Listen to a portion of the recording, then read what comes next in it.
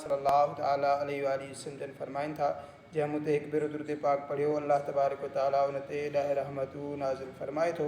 सल्लू अलल हबीब सल्लल्लाहु ताला अला मुहम्मद सल्लल्लाहु ताला अलैहि वसल्लम। नमाज खां पोइ जी कैफ़ियतुनि जूं टे हिकायतूं।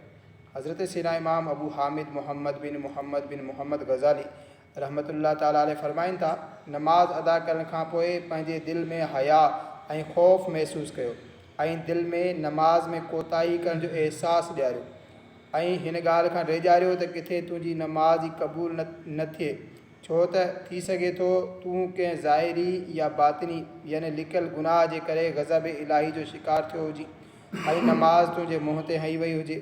पर गॾोगॾु इहा बि उमेदु रखो त अल्लाह करीम पंहिंजे फ़ज़ल ऐं करम सां तव्हांजी नमाज़ क़बूल फरमाईंदो। नंबर 1 हिकायत।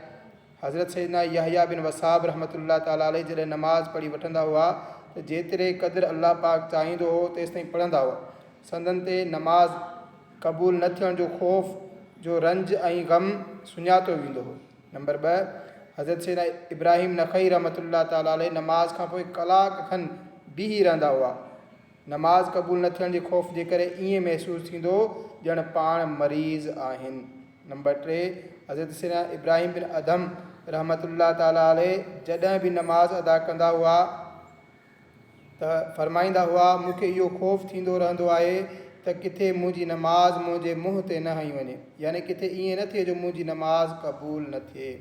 हे प्यारा प्यारा नमाज़ियो, ॾिठो अवां असांजे बुज़ुर्गानी दीन जो ख़ौफ़ ख़ुदा, इहे अल्लाह वारा आला दर्जे जूं नमाज़ूं अदा करण जे बावजूदि रब्बुल इज़्ज़त जी बारगाह में आजिज़ी फरमाईंदा हुआ। ज़ाहिरी ऐं बातिनी आदाब खां ख़ाली असां जूं नमाज़ूं, जेकॾहिं असां मां को नमाज़ जे मसइलनि जो माहिर हुजे तॾहिं बि उनखे अल्लाह पाक जी ख़ुफ़िया तदबीर खां डिॼंदे हर नमाज़ खां पोइ इहो ख़ौफ़ लाहिक़ हुअणु घुरिजे त किथे मुंहिंजी नमाज़ मुंहिंजे मुंहं ते न हई वञे।